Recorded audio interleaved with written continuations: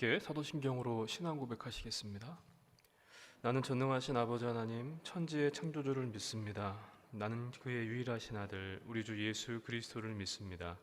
그는 성령으로 잉태되어 동정녀 마리아에게서 나시고 본디오 빌라도에게 고난을 받아 십자가에 못 박혀 죽으시고 장사된 지 사흘 만에 죽은 자 가운데서 다시 살아나셨으며 하늘에 오르시어 전능하신 아버지 하나님 우편에 앉아 계시다가 거기로부터 살아있는 자와 죽은 자를 심판하러 오십니다. 나는 성령을 믿으며 거룩한 공교회와 성도의 교제와 죄를 용서받는 것과 몸의 부활과 영생을 믿습니다. 아멘. 찬송가 327장 찬송하시겠습니다.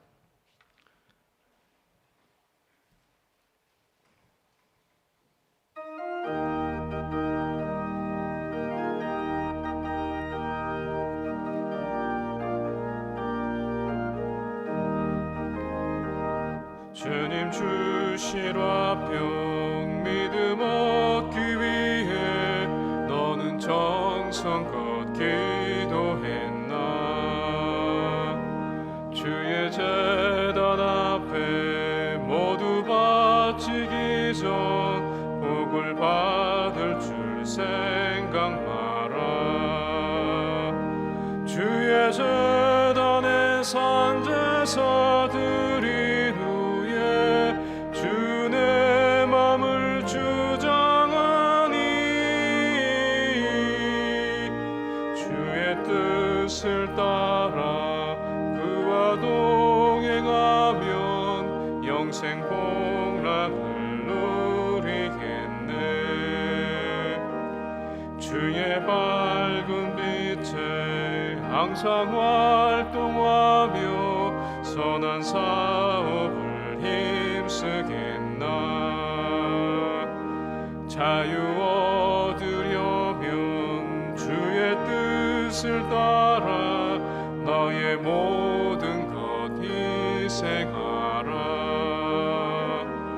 주의 제단에 산제사 드린 후에 주의 맘을 주장하니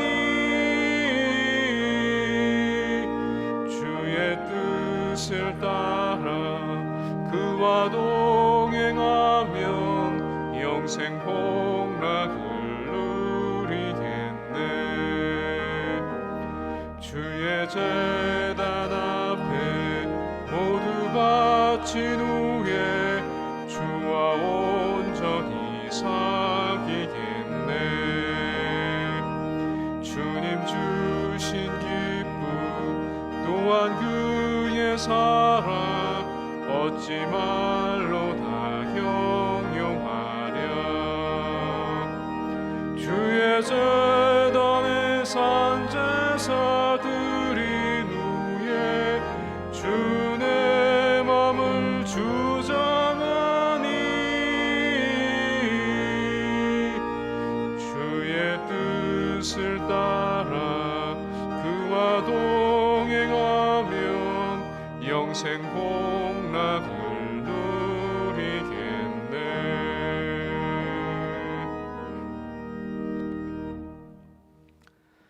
새벽을 깨워주신 하나님 아버지, 주님의 인자하심과 성실하심을 이 새벽에도 찬양합니다. 지난밤에도 주의 은혜 가운데 안식하게 하시고 주의 전에서 하루를 시작하게 하시니 감사를 드립니다. 하나님 주신 귀한 이 하루의 이 복된 시간들을 하나님께서 함께해 주셔서 우리가 헛되이 보내지 아니하고 하나님의 은혜와 하늘의 평강으로 충만한 시간을 보낼 수 있도록 인도하여 주시옵소서. 우리를 사랑하시되 끝까지 사랑하시는 주님, 어리석음과 미련함과 또 완악함으로 주님을 십자가에 못 박는 일이 많았음을 이 시간도 고백합니다. 우리의 입술과 마음과 행함이 거룩함을 더럽힌 잘못들을 용서하여 주시옵소서. 오늘도 우리를 사랑하시는 주님의 그 십자가의 크신 은혜와 사랑 가운데 감격하게 하시고 감사하게 하시고 죄에 민감하며 또한 하나님을 향한, 이웃을 향한 사랑을 실천하는 귀한 삶을 살아갈 수 있도록 우리에게 믿음과 용기를 더해 주시기를 간절히 기도합니다. 주님께서 기뻐하시는 복음을 전하는 마음과 뜻을 품게 하시니 감사합니다. 천하보다도 귀하게 여기시는 한 영혼들을 향한 하나님의 사랑과 또 마음과 열정들을 우리의 삶의 자리에서 행함으로 나갈 수 있도록 용기와 지혜를 주시고, 또한 오늘 만나는 하루하루의 시간 가운데 사람들에게 주의 말씀과 사랑을 전할 수 있는 은혜를 허락해 주시기를 기도합니다. 특별히 필리핀 단기 선교회 사역 가운데 주님께서 함께하여 주시옵소서. 담임 목사님과 모든 팀원들 주 안에서 강건하게 하시고 하나님의 마음과 하나님의 일하심을 함께 나누고 체험하는 은혜의 시간들이 될 수 있도록 선교 여정들을 주님께서 주관해 주시기를 기도합니다. 나라와 민족을 위해서 기도합니다. 하나님, 다툼과 갈등으로 아파하고 신음하는 이 땅과 열방 가운데 하나님의 공의와 정의로 채워주시기를 기도합니다. 또한 이 땅의 많은 교회와 성도들이 하나님의 사랑의 통로가 되는 그러한 일들을 감당할 수 있도록 주님, 우리에게 은혜와 용기를 더하여 주시옵소서. 또한 그렇게 쓰임받는 이 민족과 이 나라를 춘천중앙교회가 될 수 있도록 인도해 주시기를 기도합니다. 주님의 교회 교육국의 여름 사역들을 위해서 기도합니다. 하나님, 땀 흘려 수고하고 준비하고 참여하는 모든 시간들을 위해서 하나님 선하게 역사하시고 무더위보다 더 뜨거운 은혜를 체험할 수 있도록 우리 교사 선생님들 또 사역자들 우리 학생들이 될 수 있도록 인도하여 주시옵소서. 시간도 질병과 문제로 인해서 기도하는 성도들을 위해서 기도합니다. 하나님께서 함께 주셔서 육신의 질병과 아픔 또 마음의 상처들을 하나님께서 치료하여 주시옵소서. 또 기도하고 간구하는 제목들 위에도 주의 뜻을 깨달아 행할 수 있도록, 그리해서 문제보다 더 크신 하나님을 만나고 또 더 큰 은혜를 경험할 수 있도록 인도해 주시기를 기도합니다. 슬픔을 당한 가정들을 위로하여 주시고 하나님의 평강과 소망으로 함께하여 주시옵소서. 이 시간도 하나님께만 집중할 수 있도록 우리의 마음과 정성을 받아주시고 말씀 가운데 하나님의 음성을 듣게 하시고 기도하는 가운데 하나님의 뜻을 깨달아 행할 수 있도록 인도하여 주시기를 기도합니다. 이 시간 귀한 예물을 드린 손길들이 있습니다. 1,000번째 감사의 현금, 또 11조 이 모양 저 모양의 모든 예물들을 주님 흠양하시고 하나님 기뻐 받으시는 향기로운 제물과 같은 귀한 예물이 되게 하시고 드리는 기도의 제목들 위에도 응답으로 함께하여 주시옵소서. 감사하고 예수님의 이름으로 기도합나이다. 아멘. 하나님 말씀 레위기 1장 10절로 17절까지 말씀을 우리 함께 봉독하겠습니다. 레위기 1장 10절로 17절까지입니다.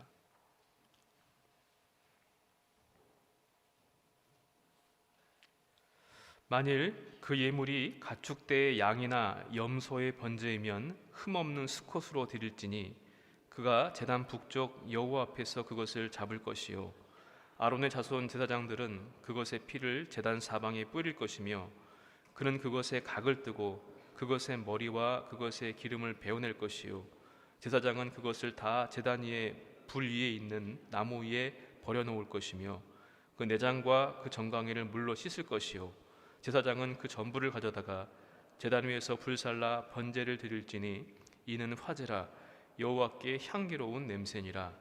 만일 여호와께 드리는 예물이 새의 번제이면 산 비둘기나 집 비둘기 새끼로 예물을 드릴 것이요 제사장은 그것을 제단으로 가져다가 그것의 머리를 비틀어 끊고 제단 위에서 불사르고 피는 제단 곁에 흘릴 것이며 그것이 모이 주머니와 그 더러운 것은 제거하여 제단 동쪽 재버리는 것에 던지고 또 그 날개 자리에서 그 몸을 찢되 아주 찢지 말고 제사장이 그것을 제단 위에 불 위에 있는 나무 위에서 불살라 번제를 드릴지니 이는 화제라 여호와께 향기로운 냄새니라. 아멘.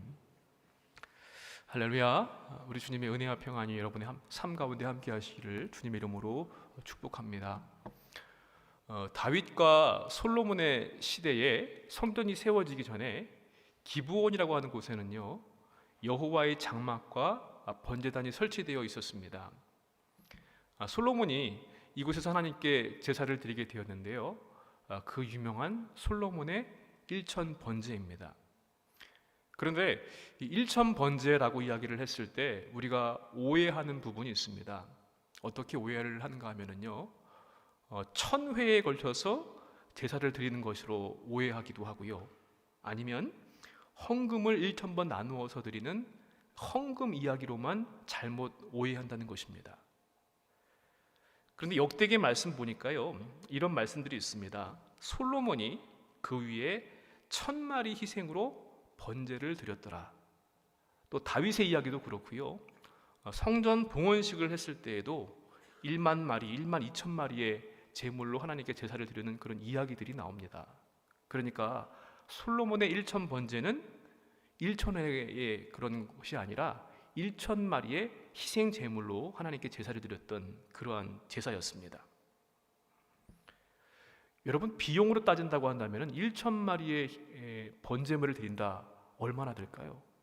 지금도 소 한 마리 값이 적은 액수가 아닐 것인데 1천 마리의 번제물로 소를 드렸다라고 하는 것은 어마어마한 액수를 하나님께 드렸을 것입니다.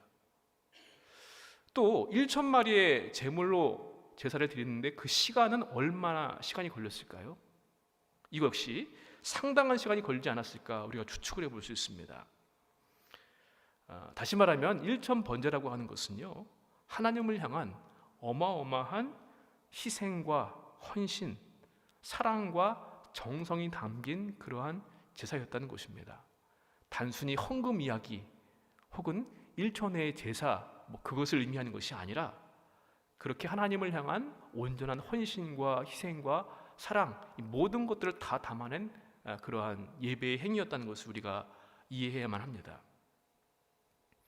레위기는 5대 제사에 대한 설명들을 하고 있는데요, 번제, 화제, 화목제, 속제제, 속건제, 이러한 5가지의 큰 제사를 설명하고 있습니다. 그 가운데서도 오늘 말씀은 번제에 대한 이야기를 하고 있는데, 이 번제를 히브리어로 보게 되면은요, 올라라는 단어를 쓰고 있는데 놀랍게도 그 뜻 역시 올라간다라는 뜻을 가지고 있습니다. 쉽게 이해한다면은 번제라는 것은 무엇인가? 제물을 태워서 그 향기를 하나님 앞에 올려드리는 그러한 제사입니다. 제물의 모든 부위를 제단 위에 올려서 불에 타면서 연기가 되어 하나님께 향기로 올라가는 제사, 그게 바로 번제입니다. 하나님은 이스라엘 백성들을 제사장 나라로 부르셨고요, 그들을 통해서 여러 민족들, 여러 나라 가운데 하나님의 거룩하심을 드러내기를 원하셨습니다.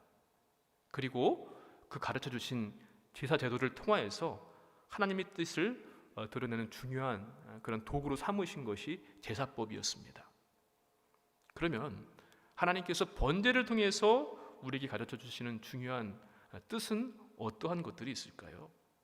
먼저 우리가 하나님의 어마어마한 대속의 은혜를 입었다라고 하는 그러한 사실입니다.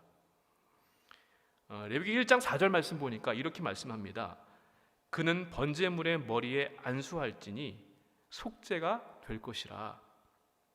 번제를 드릴 때 번제를 드리는 사람이 가장 먼저 하는 일은 짐승한테 이 제물로 사용될 짐승의 머리에 안수를 하는 것이었습니다.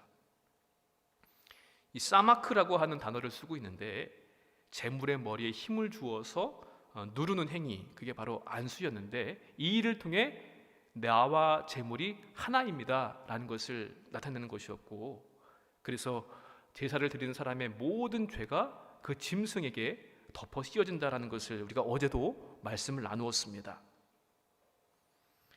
제물이 제사자의 죄를 뒤집어 쓰고서 피를 흘리고 죽임을 당할 때 그 사람은 속죄를 받을 수 있었습니다.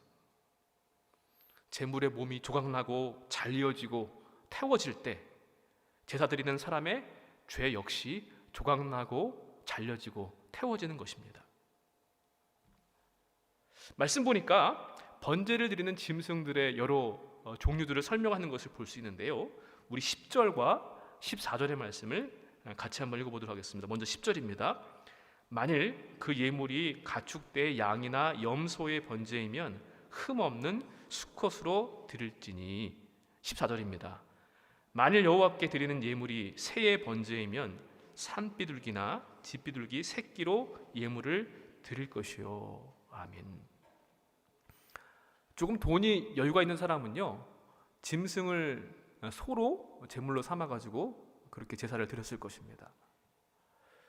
많지는 않지만 중산층 정도 되는 사람은 소 대신에 양이나 염소를 제물로 삼아서 하나님께 번제를 드릴 수 있었습니다. 그것이 여의치 않은 사람, 가난한 사람들은요, 비둘기를 제물로 드렸는데 산비둘기나 집비둘기 새끼 그렇게 제물로 드립니다. 그리고 심지어 그것마저도 바치는 여력이 없다라는 사람을 위해서 곡식으로 제물을 드리는 것도 허용되었습니다. 다시 말하면 제사자가 드리는 경제적인 그런 형편과 상관없이 하나님께 예배를 드릴 수 있도록 그렇게 제사 제도를 알려주셨는데요. 제물의 크기나 종류 이것은 다 달랐지만 제사의 효능은 그 능력은 동일했습니다. 마찬가지로 우리는 모두가 다 각자의 형편과 처지가 다르고요. 삶에 살아왔던 여러 가지 삶의 조건들이 다 다릅니다. 그런데 동일한 것은 우리는 누구나 다 죄로 말미암아 영원한 형벌을 피할 수 없는 죄인들이라고 하는 사실은 동일합니다. 그런데 하나님의 아들이신 예수님께서 제물이 되셔서 십자가에 못 박혀 우리 대신 죽임을 당하심으로 말미암아 우리가 나음을 얻게 되었습니다. 그래서 예수님의 십자가는 꼭 제물이 죽임당하고 불태워지는 제단과도 같고요.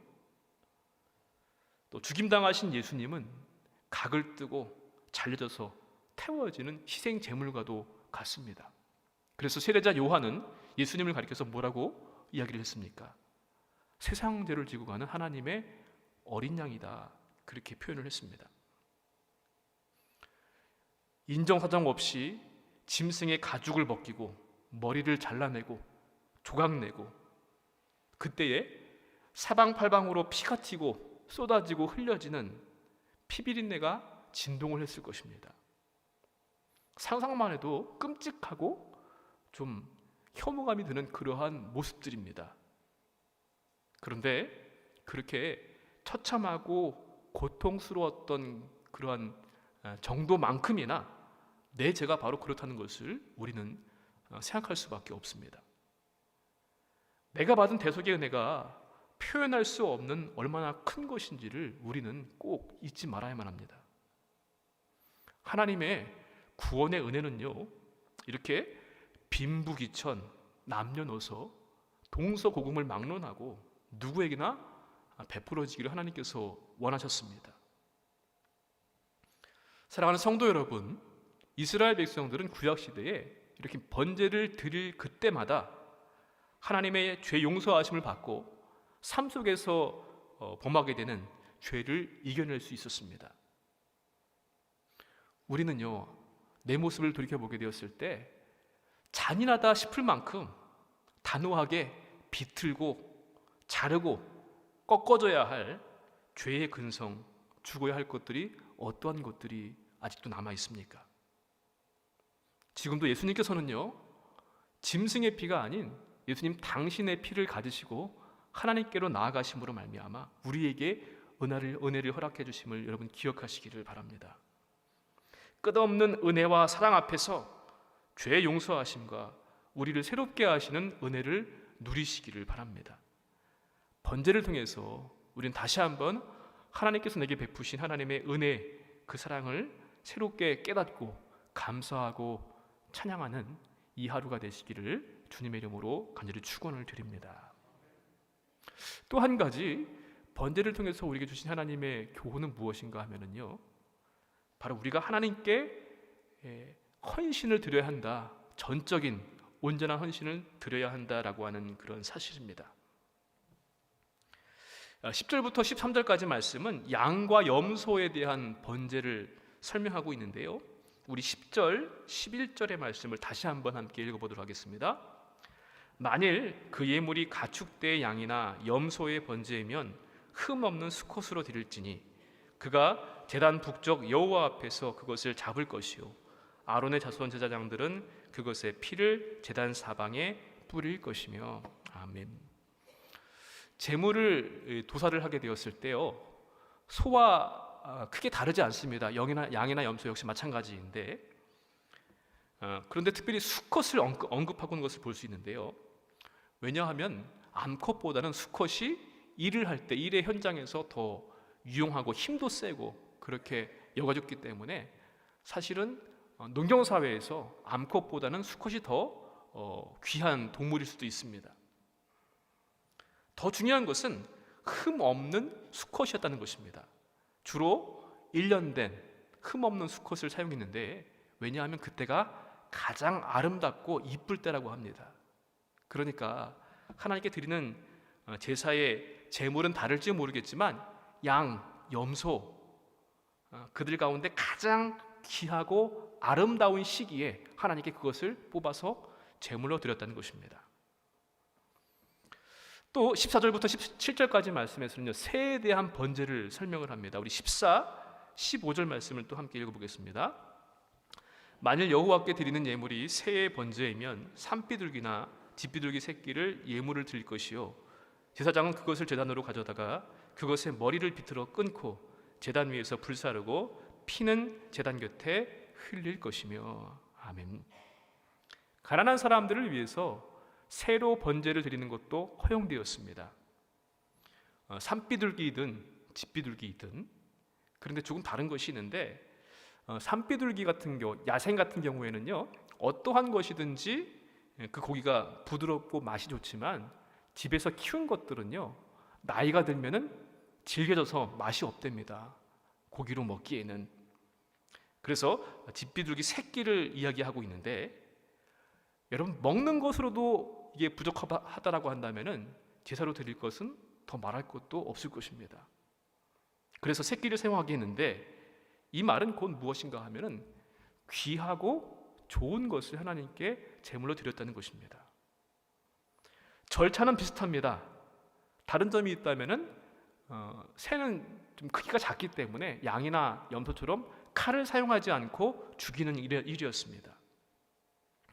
양이든지 염소이든지 새이든지 뒷비둘기 새끼이든지 공통되는 것은 무엇입니까? 가장 귀하고 가장 좋고 가장 아름다운 것을 하나님께 예물로 드렸습니다. 번제는 하나님을 향한 기쁨의 봉헌물이자 감사의 표시였습니다.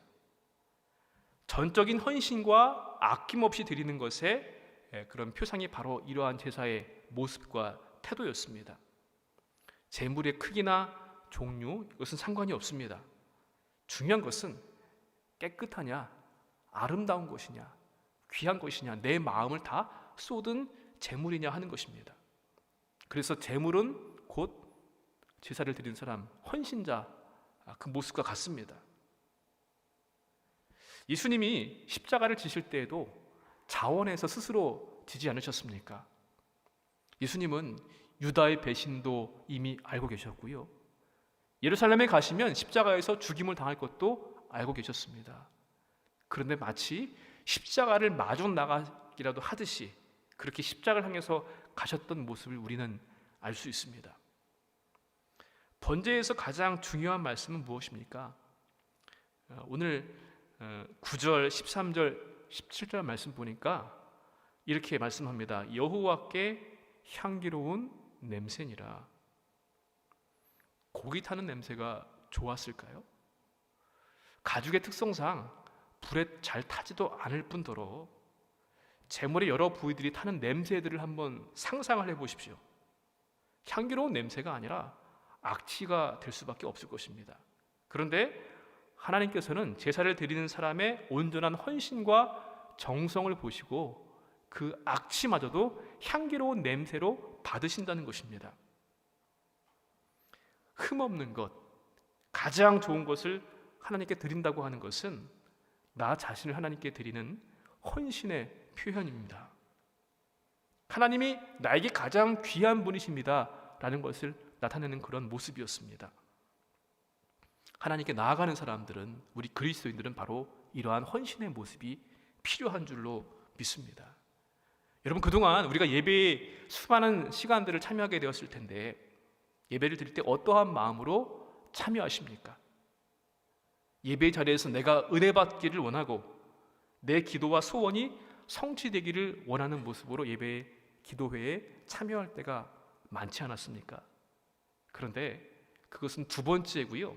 그보다 먼저 하나님께 우리가 하나님을 향한 헌신과 사랑과 정성을 드리는 것이 먼저야 될 줄로 믿습니다. 그것이 바로 우리의 삶의 자리여야만 하고요, 우리의 예배의 자리여야만 합니다.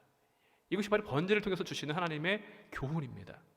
여러분, 로마서 12장 1절에 우리가 잘 알고 있는 말씀이 있습니다. 그러므로 형제들아, 내가 하나님의 모든 자비하심으로 너희를 권하노니 너희 몸을 하나님이 기뻐하시는 거룩한 산 제물로 드리라.